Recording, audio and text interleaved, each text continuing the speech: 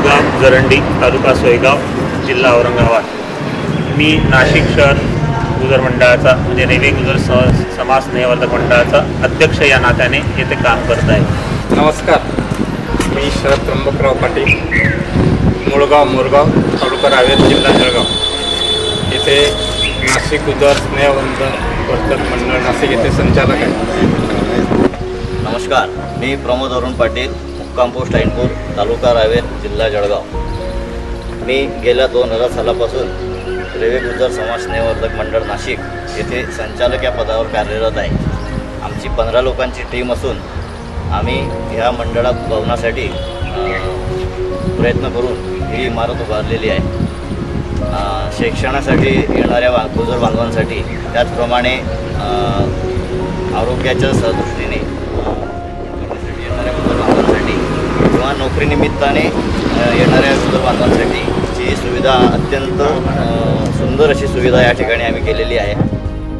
रामराम, मी अशोकराम महाजन, मूळगाव तोरली, जिल्हा जळगाव या आपले गुजर भवनाचे संचालक म्हणून कार्यरत.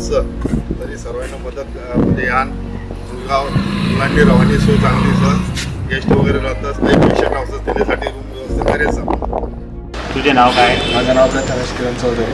तू रेल्वे गुजर समाज स्नेहवर्धक मंडळाच्या हॉस्टेलमध्ये कधीपासून मला आता 1 महिना झालेला आहे. तुला कसं वाटतं? हॉस्टेल खूप छान आहे, फॅसिलिटी पण सर्व चांगल्या आहेत आणि राहण्याची सोय अतिशय उत्तम. तुझं काही सजेशन?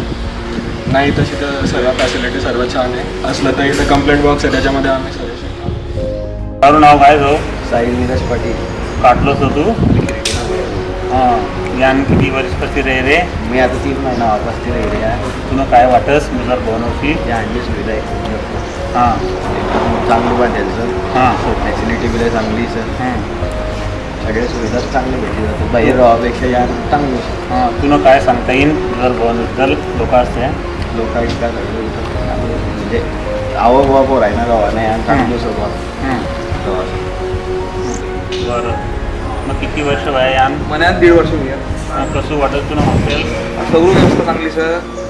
रवा पस्ती तर अवेलेबल. पोरासाठी काय सांगितलं? सगळं चांगलंच आहे. सध्या सगळी फॅसिलिटी विकन आपण रवान चांगली व्यवस्था करू.